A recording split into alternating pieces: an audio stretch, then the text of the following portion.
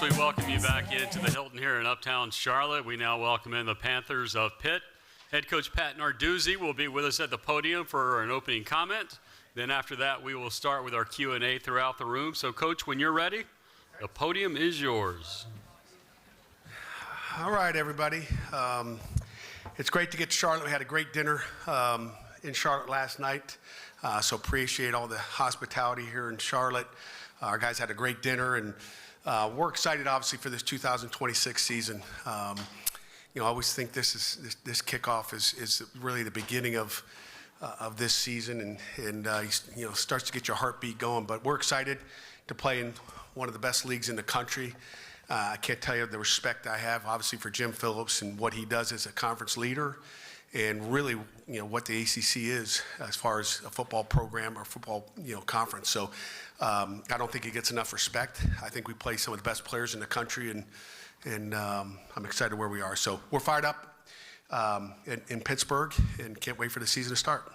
With that, I'll open it up for questions. Coach, thank you. Your first question will come right side, third row. Gentleman right there at the aisle. Okay. Good morning, Coach. How are you? Good. How you doing? Good.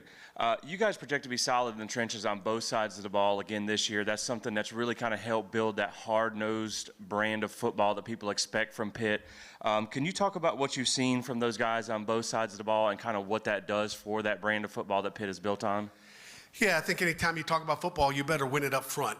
And, with that O-line, D-line, I think it all starts up front. We've got, Ryan Baer up here. When he sits at this podium, he'll have to crank this mic up like that. It starts with him at right tackle. Obviously a tremendous player that's played a lot of years, a lot of games in a Pitt jersey and Pitt helmet. So we're excited about really that right side of the line. We have some other guys that we're filling in.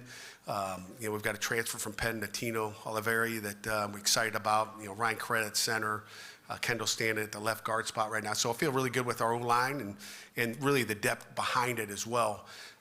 Gio Cooley's a guy from Erie, PA that we're looking to be that swing guy at the tackle spot. So I feel really good there. And we've got swing guys throughout. And then on the defensive line, starts inside. Those defensive tackles with Nick James and Ryan Fitzgerald. Fitz is a dude up front. He's athletic. He's tough. And then we've got probably 4 defensive ends that can rotate in there. We were a little short on defensive ends last year, so we're excited to have some depth there and stay healthy. Coach, first row, right side.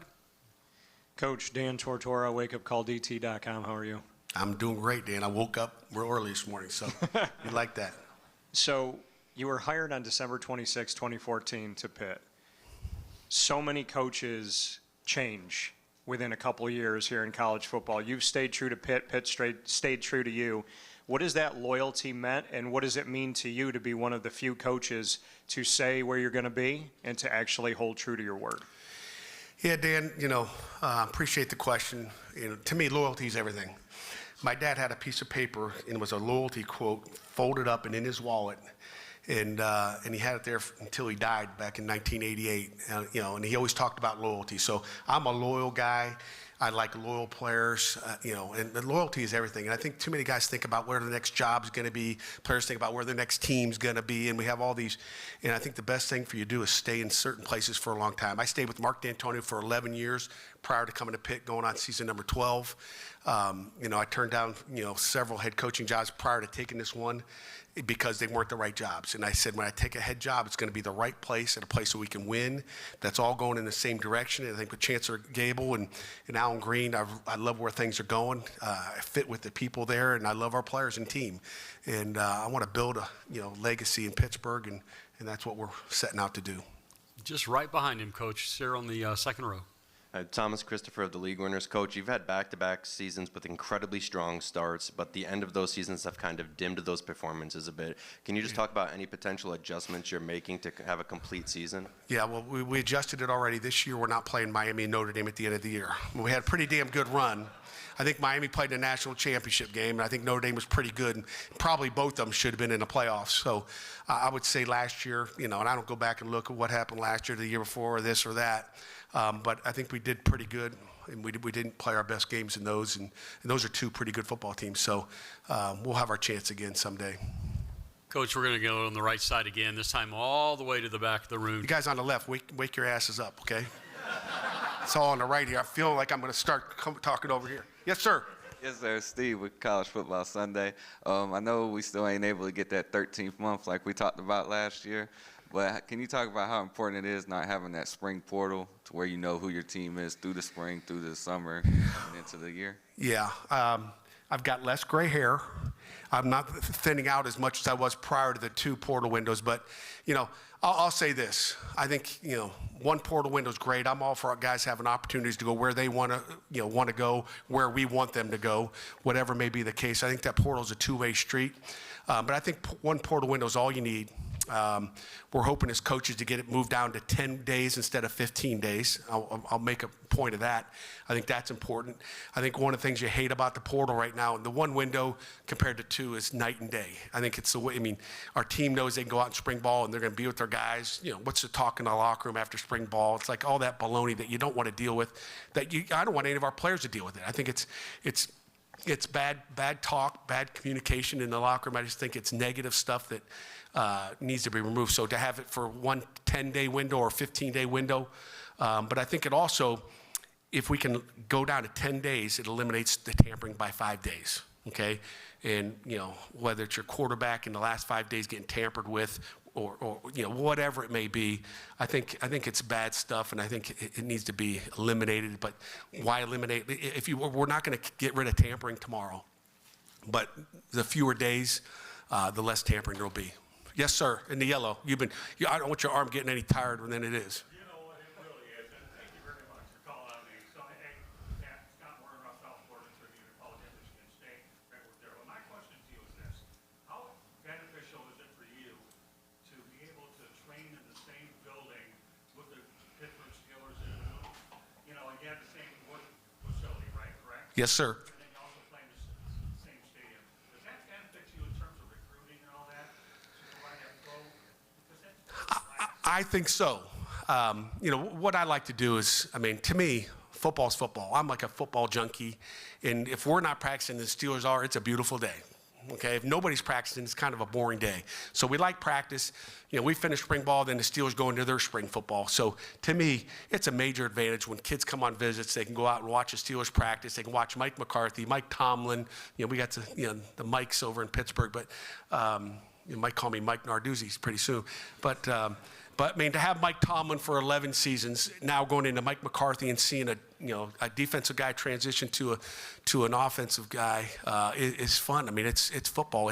And for our players to go out there and watch it, not only in recruits, but for our players, for Mason to Ryan Baer to go out and watch the O-line coach, to watch the D-line coach, watch them coach, watch the drills, pick up, watch the tempo. I think it's a major, major advantage for us. And again, we enjoy playing at Acrisure Stadium as long as we don't tear the field up. But Coach, left side. Oh, okay. Good morning. Owen Hillman at the League Winners. Can you speak to what excites you about Corey Sanders and what you feel like made him the right fit for the Pitt defensive coordinator role? Yeah, with the retirement of Randy Bates, who I talked to last week, was his birthday, so happy birthday again, Coach Bates. We're obviously disappointed that he's retiring, but happy, obviously, for him. But really excited for Corey Sanders to run our defense. He's been running it for years. He's been here for 7 years, 8 years. I don't know what it is right now, but he knows our defense inside and out. It's a fresh voice in the room. I'm excited just for that opportunity for him to start his career as a defense coordinator at the Power 4 level. Again, there's nobody that knows the defense better than he does in our building, and he's fun to work with, and he's positive. So we're excited about that new change. There'll be some new wrinkles. Coach, right side, third row. Jay Jacobs with Greenville Sports Media. I wanted to ask you, you have one of the top centers in the ACC and also in the country. Can you tell your thoughts about how important that particular position is for your team? Yeah, there's 2 really important guys. Ryan Coretta, our starting center, he touches the ball every snap, and he snaps it to our quarterback. So for him to get a consistent snap, because I think it's so important for our quarterback to have his eyes down the field. If he's worried about the snap is going to be the right or left, the center is critical. Again, snapping the ball every down, obviously, doing what he does, as far as communication goes prior to every snap. So we're looking forward to an exciting year with Ryan Coretta. Touching that ball every down, and giving it to Mason too. I like that. Coach, we're going to go back to Dan, first row, right side. Okay, yeah. Coach, looking at Old Northeast football and what the Big East used to be, coming in and assimilating into the ACC, a lot of those Northeast schools have struggled. However, you played for 2 championships and you've won a championship. What does it say about Pittsburgh and what you've been able to do that other Northeast schools haven't been able to do as well? Well, first of all, Pittsburgh is in the Midwest.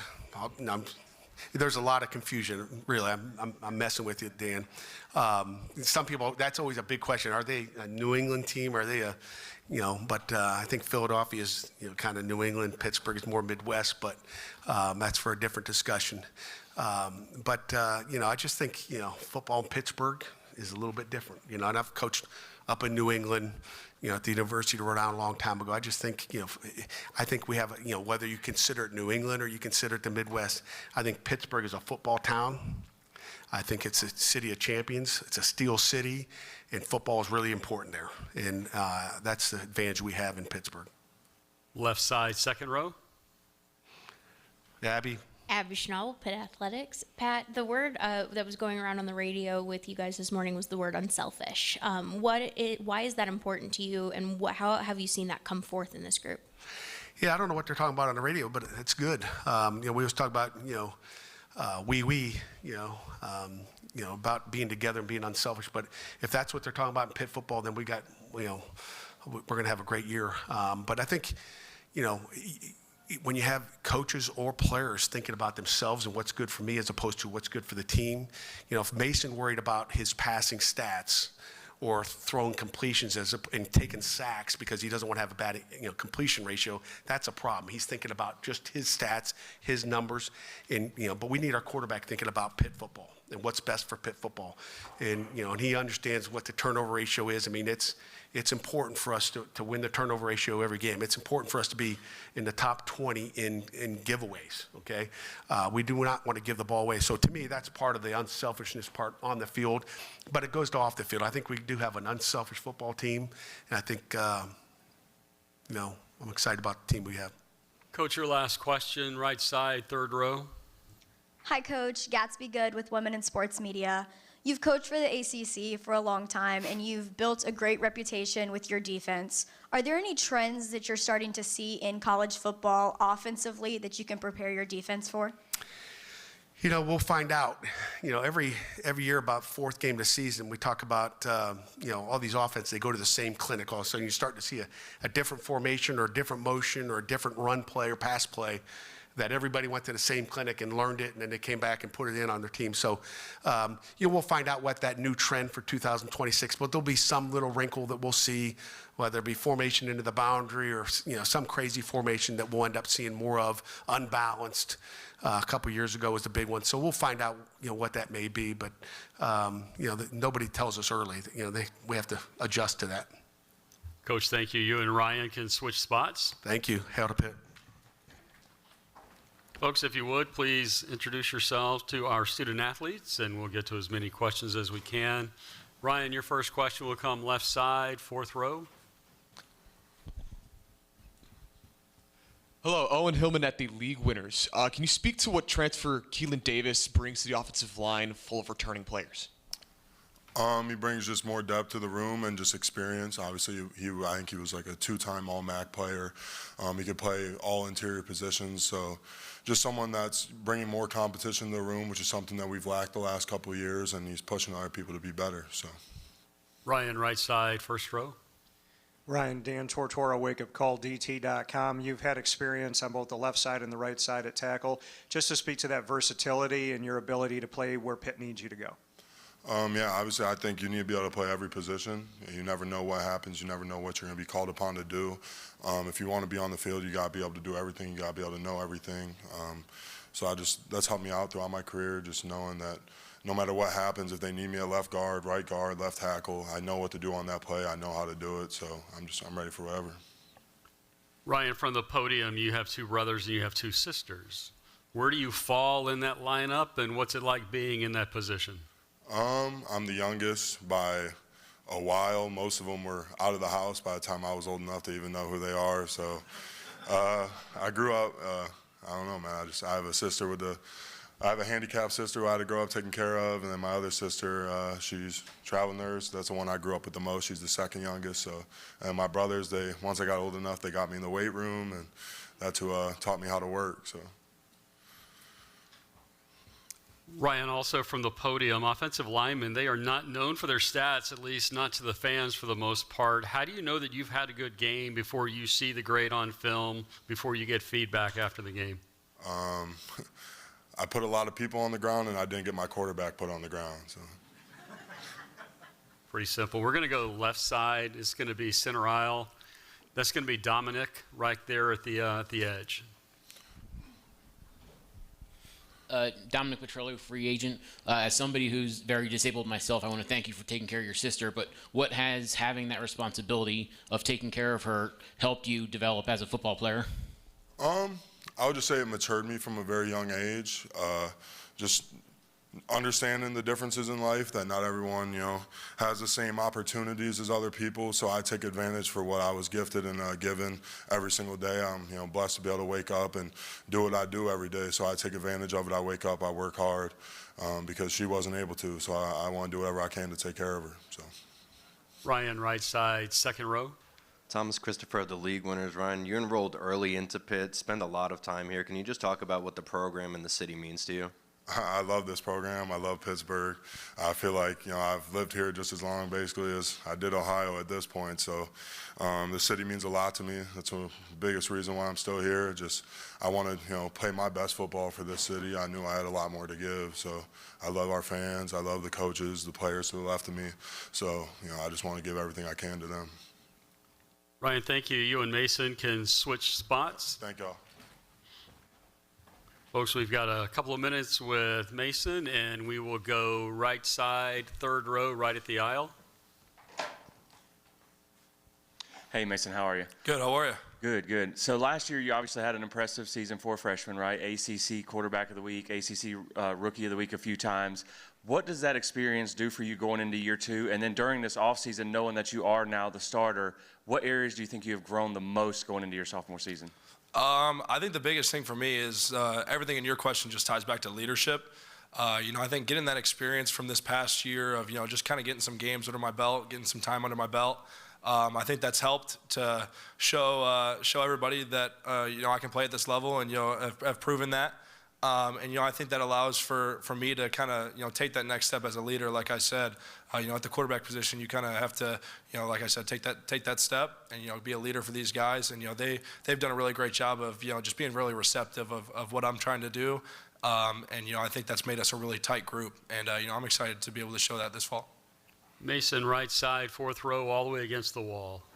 Mason, Ryan Castle with Sons of Saturday. How are you doing this morning? Good, how are you? Doing good. Second year, full off season now with Cade Bell as the offensive coordinator. Do you feel like you have more freedom to operate in this offense and have more control over the offense? Absolutely. Coach Bell and I have a really great relationship. He's really put a lot of faith into me for this offense, and, I think for good reason. I think we proved that last year together that we can do some really special things, and I think we're going to take that next step as a group this year. Like you said, just kind of checking things at the line, seeing what coverage we're getting and getting us into the right play or right protection, just helping the offensive line out too, I think is going to be big for us. And, also ultimately just keeping me upright and, trying to be the best player that I can be and helping out our receivers too. Like, we got some great players out there and we want to get them the ball in space and go make plays. So. Mason, right side, first row. Mason, Dan Tortora, wakeupcalldt.com. Journey back to that moment where Pat Narduzzi took you aside and said, hey, you're a true freshman, but you're going to be my starting quarterback. Bring me into his faith in you and that moment, what you remember about that moment. Yes, sir. It was everything. He brought me into his office and told me I was going to be the guy this week. We were coming off that loss against Louisville, a really tough game. I remember I told this story before.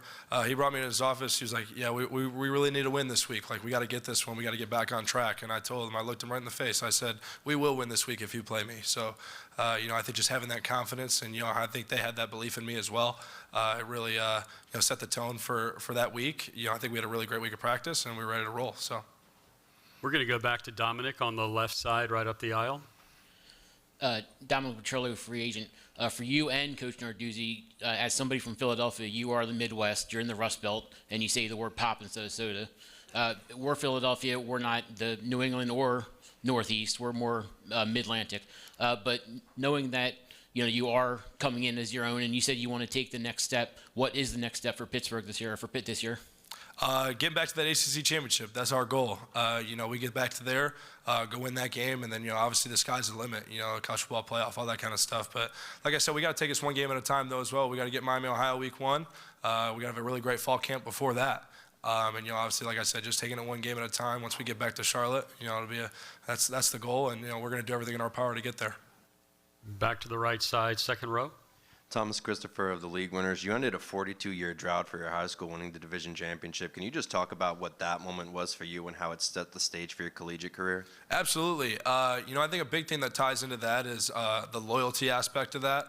I was, as a freshman in high school, was talking to people about maybe transferring to a private school in my area, and was talking to my parents about that a lot. Had a lot of discussions about that, and I was like, I want to stick it out at my high school. I want to play with my guys, and go do something really special. And like you said, we were able to do that for the first time in over 40 years.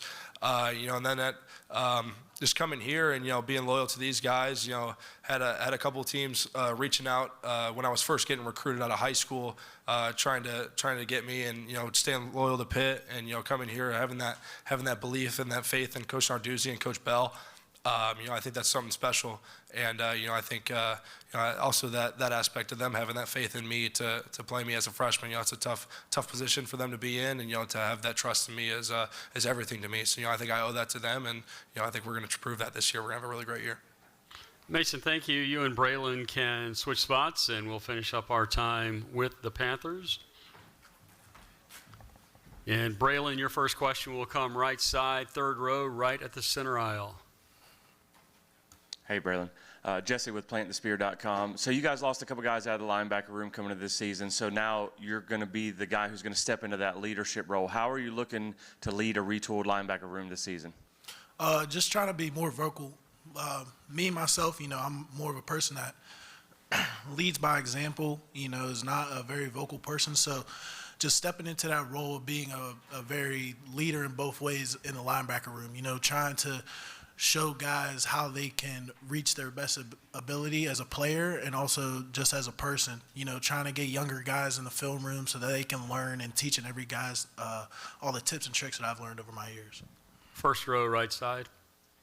Braylon, Dan Tortora, wakeupcalldt.com. Being a part of this defense, just the history of Pittsburgh and everyone that's come through it, made it to the NFL, had success, won Super Bowls in the NFL, just what that means to you to be a part of the fabric of a defense that's known all throughout the country.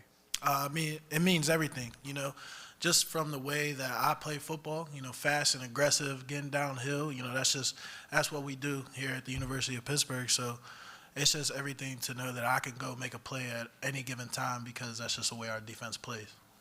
And just right behind him. Thomas Christopher of the League Winners.